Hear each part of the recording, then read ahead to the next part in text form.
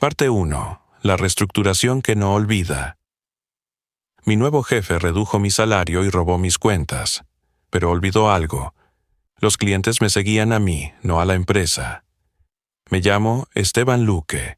Tengo 51 años, y durante 15 fui el director de ventas en Maderas Bertrán, una empresa de suministro industrial con sede en Sevilla, especializada en carpintería técnica y acabados de alto nivel. Si preguntas por mí en el sector, no todos recordarán mi nombre, pero sí lo que hice. Construí relaciones comerciales que sobrevivían a los contratos. Llamaban a mi móvil en domingos, me consultaban sobre plazos, precios, logística, incluso sobre cosas que no vendíamos, porque confiaban en mí, porque sabían que nunca les fallaría. Eso cambió con la llegada de Claudia Vives, la nueva directora ejecutiva enviada por el grupo inversor tras la fusión con una multinacional catalana. Joven, trajeada, MBA en Londres, y con una sonrisa que no llegaba a los ojos. Hay que alinear salarios con el nuevo modelo operativo, dijo mientras me entregaba un sobre. Tu paquete se recorta un 40%, y además vamos a redistribuir las cuentas para favorecer el crecimiento regional. Mis cuentas, las que yo mismo había conseguido con años de esfuerzo, cenas, viajes y reuniones a las 7 de la mañana. No discutí, no me quejé. Solo firmé, recogí mis cosas y salí sin decir una palabra. En casa, Valeria, mi esposa, me esperaba con una taza de café fuerte. ¿Cómo ha ido? Han sido rápidos, como si lo tuvieran ensayado. ¿Y tú? También he sido rápido, como si lo hubiera previsto. Esa misma noche, Jorge, jefe de compras de una de nuestras mayores cuentas, me escribió por WhatsApp. ¿Es cierto que ya no estás con Bertrán? Claudia nos ha llamado, pero si tú no estás, no sé si seguimos. Respondí con 2 palabras. Estoy pensando. Lo que Claudia no sabía, o no quiso ver, era que mis clientes no confiaban en Bertrán, confiaban en Esteban, y que sin mí, no había estructura ni CRM ni presentación de PowerPoint que pudiera salvar la relación. No tardarían en comprobarlo. Parte 2. Lo que no se aprende en una MBA. Los días siguientes fueron tranquilos, al menos en apariencia. Salía a caminar temprano por las mañanas, leía informes antiguos que había guardado por costumbre y revisaba números. No estaba desocupado. Estaba preparando terreno. Claudia, por su parte, se movía con rapidez. Había asignado mis cuentas a 2 nuevos gerentes. Luis, un joven entusiasta recién llegado de una startup en Valencia, y Nuria, experta en procesos digitales pero sin experiencia en nuestro sector. Uno de mis antiguos clientes, Ignacio Pérez, me llamó el jueves por la tarde. Esteban, ¿quién es Luis? Me acaba de enviar una encuesta de satisfacción de 40 preguntas y luego me propuso reorganizar nuestra logística sin siquiera conocer nuestras rutas de entrega. ¿Has hablado con Claudia? Me llamó también. Dijo que el enfoque actual está desalineado con la eficiencia esperada del grupo. Ignacio rió amargamente. Mira, si tú estás en otro sitio, dímelo, antes de que esto se convierta en una comedia. Estoy en proceso, respondí con calma. Pero cuando esté listo, tú serás el primero en saberlo. Mientras tanto, uno por uno, los clientes comenzaban a escribirme, no por reclamos, sino por incomodidad, por esa sensación sutil pero innegable de que algo importante se había roto. A las 2 semanas recibí una oferta formal de Lignum Industrial, un competidor mediano que buscaba expandirse en el sur de España. Su director general, Martín Delgado, me conocía de ferias y congresos. Queremos abrir una nueva unidad de negocio, me dijo. Tú pondrías el nombre y las reglas. ¿Te interesa?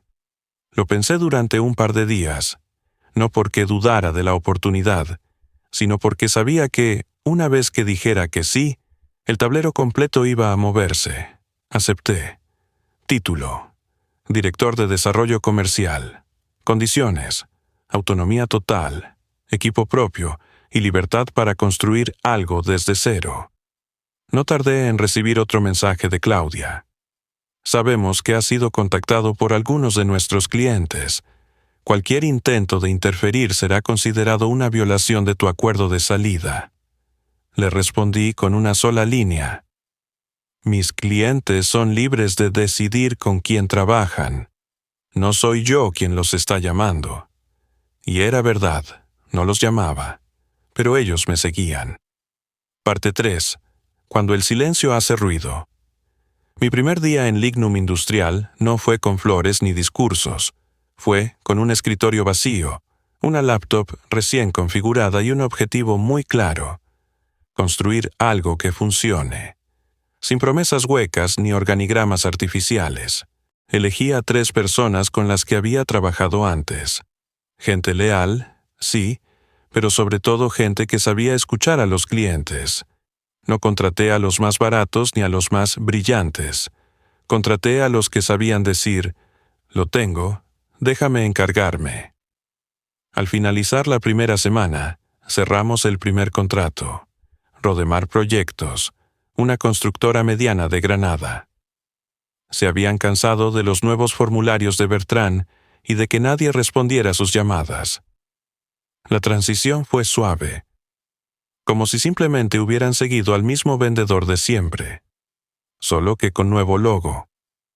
El siguiente fue Inversora Triángulo, una firma inmobiliaria con sede en Córdoba.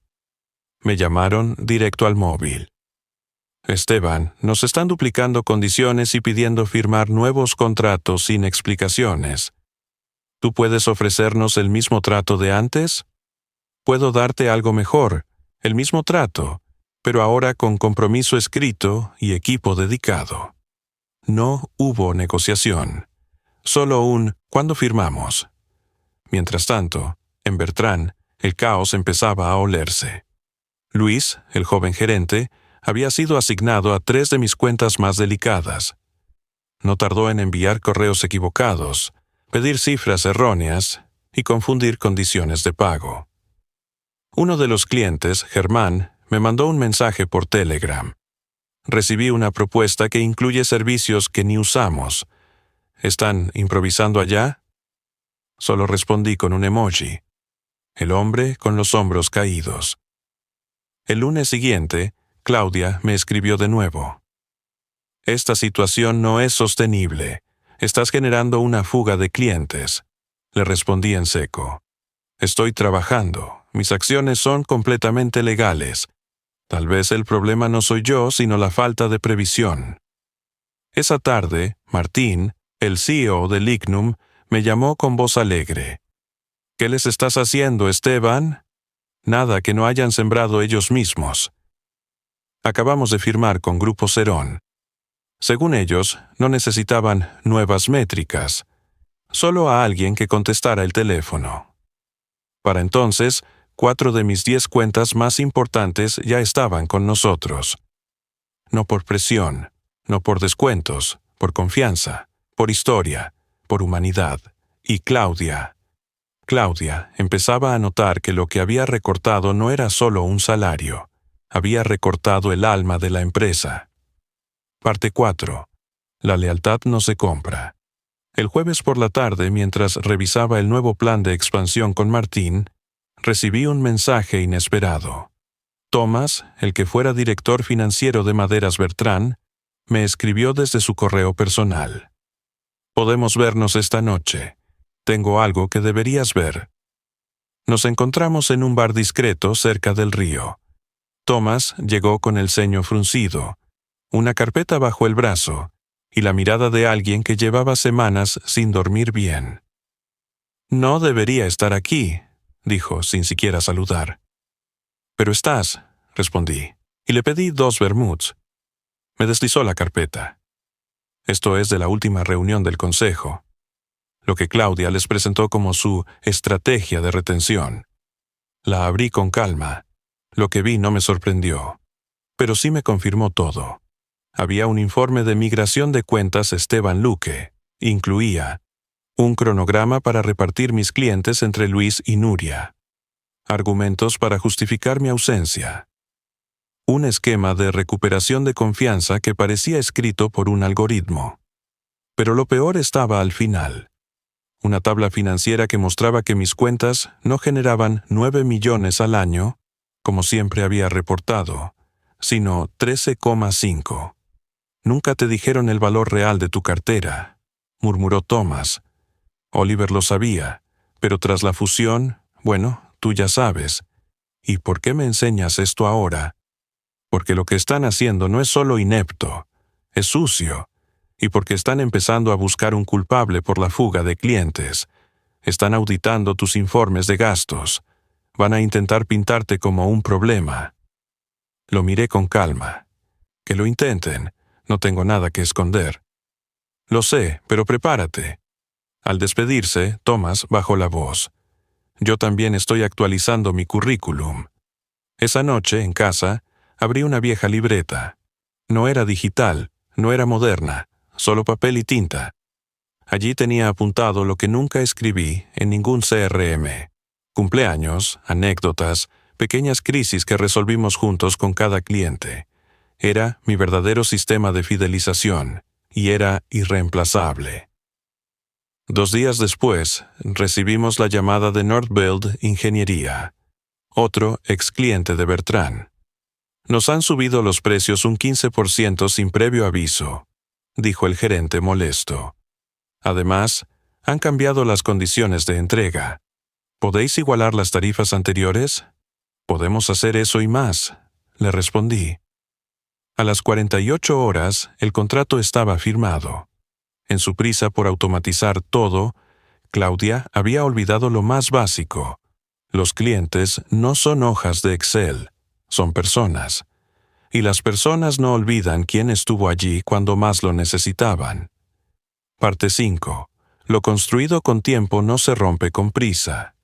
Las semanas siguientes no fueron silenciosas, fueron sonoras, no con gritos, sino con resultados. La cuenta de Northbuild fue apenas la primera ficha del dominó. Ergon Decor, Proyectos Luma y Econova Maderas se sumaron en menos de 20 días. Ninguno de ellos recibió descuentos especiales. Lo que recibieron fue algo que no se compra en MBAs ni se programa en CRM, atención real. Mientras tanto, en Bertrand, Claudia empezaba a perder el control. La fuga de cuentas ya era tema de conversación en todo el sector. Habían perdido casi el 20% de su facturación trimestral. Algunos proveedores estaban congelando sus líneas de crédito. Una tarde, mientras revisaba pedidos con mi equipo en Lignum, mi teléfono sonó. Era Claudia. «Necesitamos hablar», dijo sin rodeos, su tono muy distinto al de antes. Nos reunimos en una cafetería cerca de nuestras oficinas.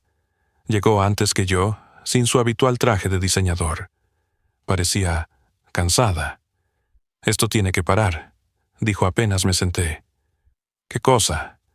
«Estás robándonos los clientes». Removí mi café sin mirarla. «No he llamado a ninguno. Ellos me llaman a mí. Y tú lo sabes. 4 cuentas clave se han ido en 8 semanas. Todos te mencionan por nombre». «Entonces parece que el problema no soy yo». Claudia respiró hondo. «Podemos hacerlo fácil o difícil, Esteban. Fácil significa que te detienes ahora y no tomamos acciones legales». «No hay incumplimiento», respondí tranquilo. «Mi acuerdo me impide vender carpintería técnica por 6 meses. Lignum ofrece soluciones integrales de construcción. Diferente mercado. Estás aprovechando un vacío legal. Estoy cumpliendo exactamente lo que ustedes redactaron. Quizá debieron leerlo mejor». Claudia bajó el tono. «¿Qué quieres? ¿Una consultoría? ¿Una comisión por mantenerte alejado?» Casi me reí. Aún no entendía nada. «No quiero nada, solo hacer bien mi trabajo, y por lo visto eso es suficiente». Esa misma semana, Westin Proyectos, uno de los clientes más grandes de Bertrand, Abrió licitación para renovar contrato. La oferta de Claudia incluía un 5% de descuento sobre cualquier competidor. Pero perdieron. Westin firmó con nosotros por 4,2 millones anuales. El motivo, según el director: no estoy buscando precios. Estoy buscando a alguien que me responda cuando tengo un problema a las 7 de la tarde. El mismo día, recibí un mensaje de Thomas. Solo contenía un archivo reenviado. Se informa que Claudia Vives ha sido reasignada a iniciativas estratégicas. Traducción: había sido removida. No respondí. Solo reenvié el contrato firmado de Westin a Martín, mi CEO en Lignum, con una nota simple. Primero de muchos. Parte 6. Lo que no pueden quitar 6 meses después de haber firmado con Lignum, estábamos en otro nivel. Nuestra división ya no era una simple promesa, era una realidad sólida. Las cifras del último trimestre lo demostraban. 13,7 millones en nuevos contratos. Proyecciones de superar los 22 millones antes de cerrar el año. Martín entró a la sala de reuniones con una botella de cava. La Junta acaba de aprobar tu plan de expansión, anunció. Tendrás más equipo, más presupuesto y carta blanca para seguir construyendo. Los aplausos fueron espontáneos, las sonrisas sinceras. Mi equipo había crecido, de 3 a 11 personas. Gente comprometida. Gente que llamaba a los clientes por su nombre, no por su número de cuenta. Mientras brindábamos, mi móvil vibró. Era un mensaje de Thomas. Conexión en vivo en 30 minutos. Junta trimestral de resultados de Bertrand. ¿Te interesa oírlo? Salí discretamente de la sala y me conecté. La voz del nuevo CEO, Ramiro Galera, sonaba tensa. Si bien anticipamos cierta disrupción tras la reestructuración, las ventas han quedado por debajo de lo proyectado. Hemos experimentado una pérdida no esperada de cuentas clave. Un analista lo interrumpió. ¿Puede cuantificar esa pérdida? Estimamos que cerca del 20% del volumen anual. ¿Es cierto que Westin firmó con Lignum? La pausa fue larga. Estamos en diálogo con todos nuestros clientes estratégicos, respondió finalmente. Al terminar la llamada, vi otro correo. Gabriela, la joven ejecutiva que había sido parte de mi antiguo equipo y luego respaldó a Claudia, me escribía: ¿hay vacantes en Lignum? No respondí, no por rencor, sino porque había aprendido que la lealtad no se entrena, se reconoce. Una hora después, un medio del sector publicó el titular: Bertrand pierde terreno tras la salida de su histórico director comercial. La nota mencionaba mi nombre, los contratos ganados por Lignum y una frase de un ex empleado anónimo. Nunca entendieron que el verdadero valor no estaba en los procesos, sino en las personas que los hacían funcionar. Esa noche, de vuelta en casa, repasé el informe anual. Mi división había generado 26,3 millones de euros en contratos nuevos. Habíamos superado incluso las proyecciones más optimistas. Martín me había insinuado que en la próxima renovación del directorio podría haber un asiento esperándome. Coloqué en mi escritorio una foto. La cena de fin de año con todo mi equipo. Nadie fingía allí. Nadie sonreía por obligación. Era un equipo que entendía lo que yo siempre supe. Los negocios se construyen con confianza, no con PowerPoints ni métricas falsas, con presencia, palabra y paciencia. Parte 7. El cierre que nunca se pidió. Un año exacto había pasado desde aquel día en que Claudia Vives deslizó un sobre con mi revisión de paquete sobre la mesa. Un año desde que me miraron a los ojos y me dijeron, sin decirlo: ya no vales lo que costas. Hoy, ese costo había producido más de 26 millones en nuevos contratos. Había generado un equipo propio y había reposicionado a Lignum Industrial como un competidor real frente a los gigantes del sector. Mi oficina ahora estaba en el último piso del edificio. Una vista directa al centro de Sevilla, y un escritorio que no era más grande, pero sí más mío. Esa mañana, mi asistente interrumpió con una notificación curiosa. Esteban, tienes una visita sin cita. Dice que es urgente. Se llama Claudia Vives. Levanté la vista. No lo esperaba, pero tampoco me sorprendió. Hazla pasar. Entró distinta, menos elegante, menos arrogante, más real. Traía una carpeta delgada y una expresión entre profesional y arrepentida. Gracias por recibirme, dijo sin sentarse. ¿En qué puedo ayudarte? Ahora estoy en Hamilton Group, consultoría estratégica, explicó. Estamos desarrollando un caso sobre retención de clientes y me gustaría conocer tu perspectiva. Estuve a punto de reír. El sarcasmo estuvo a milímetros de mis labios. Creo que ya conoces mi perspectiva, dije simplemente. Claudia asintió. Hubo un silencio breve, incómodo. Cometí un error en Bertrand, dijo finalmente. El mercado habla de cómo destruiste una estructura sin levantar la voz. No respondí. No hacía falta. Ella no venía por un caso. Venía por redención o absolución. Yo no ofrecía ni una ni la otra. Dejó su tarjeta sobre el escritorio. Por si algún día quieres hablar de tendencias del sector. Lo aprecio, respondí levantándome, pero mi agenda está bastante llena últimamente. Ella asintió.